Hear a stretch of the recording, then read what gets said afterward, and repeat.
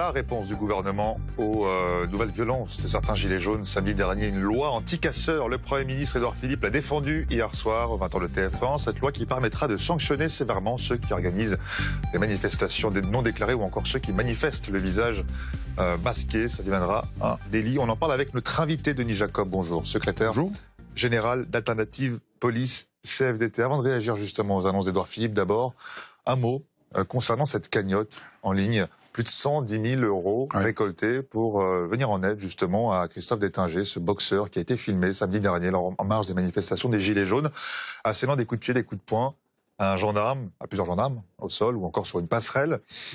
Quel est votre avis, votre sentiment ?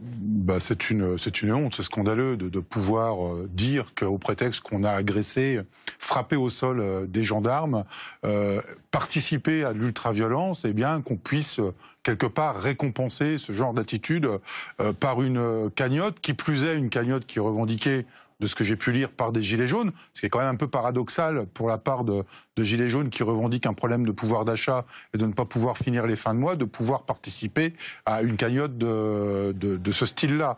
Donc c'est purement scandaleux et moi j'appelle bien évidemment le ministre de l'Intérieur et le ministre de la Justice à se saisir de tout moyen juridique pour faire fermer tout simplement cette cagnotte. Est-ce qu'une cagnotte a été mise en place pour le policier Pas à ma connaissance. Qui a lui aussi frappé des manifestants, le lieutenant-commandant? À Toulon, non, pas à ma connaissance. On m'a pas informé. Si c'est le cas, c'est pas plus normal. Voilà, je pense. En tout cas, une enquête a été ouverte par l'IGPN, la police des polices, à la demande du préfet du Var. C'est plus qu'une enquête, puisque hier soir, le procureur a ouvert 2 informations judiciaires dans le cadre de cette affaire.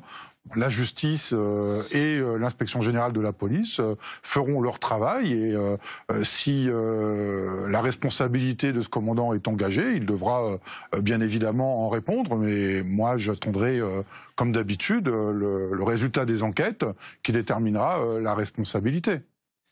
Elle fait partie de ces mesures réclamées justement par les syndicats de police, la création d'un fichier des casseurs, annoncé justement hier par le Premier ministre Édouard Philippe. Création d'un fichier à l'image de ce qui se passe notamment dans le sport, avec les interdits de stade, une mesure qui fait bondir les avocats, les défenseurs justement des libertés individuelles. Vous leur répondez quoi, ces avocats ?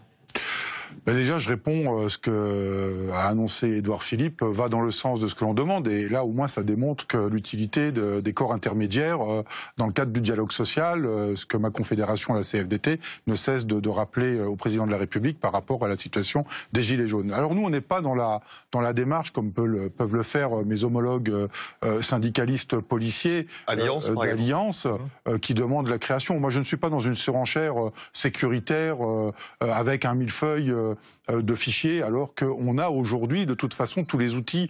Il y a un fichier qui existe déjà, alors, il y a le PASP créé en 2014. C'est le fichier de prévention aux atteintes de la sécurité publique. 44 000 personnes recensées. Oui, qui répertorie des individus identifiés comme étant des identitaires, des ultra-droites, des ultra-gauches, mais également des personnes, des individus qui ont participé à des violences urbaines dans le passé. Je rappelle quand même que ce fichier-là, il est consécutif historiquement à la loi d'orientation et de programmation de sécurité de Charles Pasqua de 1995, qui a bien évidemment été adapté au fil du temps, notamment pour les violences urbaines en 2019. Eh bien, adaptons-le également en 2019 pour y intégrer des manifestants ultra-violents. Mais Denis Jacob, on a du mal à imaginer l'application de cette règle comme on peut le faire dans un stade où il y a des entrées où on peut filtrer les gens, mais dans une manifestation, on a vu les policiers étaient débordés tous les samedis qu'on a connus, même s'il y a un renfort de police qui sera appelé samedi prochain. Comment vous allez faire pour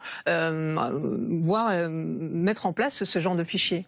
Alors, il y a effectivement une complexité d'appliquer un nouveau dispositif dès lors que nous avons affaire à des manifestations qui ne sont pas déclarées, organisées ou préparées, mais pour autant, lors des derniers rassemblements, on a fait des barrages filtrants, et dès lors qu'on a des individus qui sont fichés comme étant ultra-violents sur une manifestation, dès lors qu'ils se présentent pour passer au barrage filtrant, nous avons la capacité de l'interpeller et de l'exfiltrer avant même qu'il ait pu entrer sur la manifestation. C'est-à-dire que ça monopolise des forces de l'ordre qui ne seront pas sur le terrain pour entraver certaines violences, par exemple. Ça a déjà été le cas lors des précédents rassemblements où on a mis des fonctionnaires de police, notamment de la préfecture de police, à des rues adjacentes du périmètre où il y avait les rassemblements, où on a fait des barrages filtrants, où on a contrôlé les identités, on a contrôlé les sacs. Et donc avoir un fichier, une rubrique supplémentaire dans ce fichier existant nous permet, lors des filtrages, d'interpeller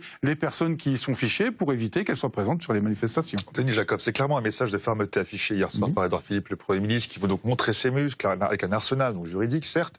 80 000 policiers mobilisés en France, dont 5 000 à Paris, samedi prochain, en vue de la prochaine mobilisation des Gilets jaunes, l'acte 9. Les policiers ont-ils assez d'être les premiers remparts de la République ? Alors, il est évident, moi je ne vais pas me prononcer sur l'annonce politique. Moi, je représente mes collègues sont fatigués, il y a un ras-le-bol. S'il faut en passer par un déploiement de force pour mettre un terme définitif à une manifestation ultra-violente, pourquoi pas? Mais si c'est pour recommencer dans une semaine, et encore dans une semaine, et encore dans une semaine, non, nous on dit stop, les policiers sont fatigués, c'est pas le protocole. Ça veut dire quoi? Ça veut dire que si ça dure 2 mois de plus, les policiers pourraient refuser de se rendre, de non, protéger les Paris. Policiers, vous savez, ce sont des professionnels, ils sont quand même là pour assurer la sécurité de nos concitoyens. Ils vont pas déposer leur casque au pied de leurs bottes sur une manifestation. Ils ont le sens du professionnalisme. Ça pourrait arriver? Mais non, je ne pense pas. Mais il y a un mécontentement, ça il faut pas le nier. Il y a une colère interne. Et je le disais, c'est pas le protocole qui a été signé le 19 décembre qui apporte seulement 40 € de revalorisation salariale qui réglera ce mécontentement. Il y a une fatigue qui est là. 40 € seulement, c'est plus. Enfin, non. 120 € jusqu'à 150 pour les hauts gradés. Contrairement à ce qui a pu être dit, non, pas du tout. Il y a 40 € d'acquis au 1er janvier 2019 et le reste. C'est progressif. Non, même pas. Le reste sera acquis uniquement et à la seule condition que les syndicats signataires acceptent de négocier le temps de travail dans la police, temps de travail qui a été reporté à 2 reprises en 2018 parce qu'on y était opposé. Donc à ce jour, les policiers n'ont que 40 €, le reste reste conditionné à des futures négociations et peut-être sous condition du ministère de l'Intérieur. Ce sera l'occasion pour vous de venir en reparler, bien sûr, prochainement sur ce plateau. Merci infiniment, Denis Jacob, Merci secrétaire général du syndicat alternatif policier FDT. Merci d'avoir été avec nous sur France Info.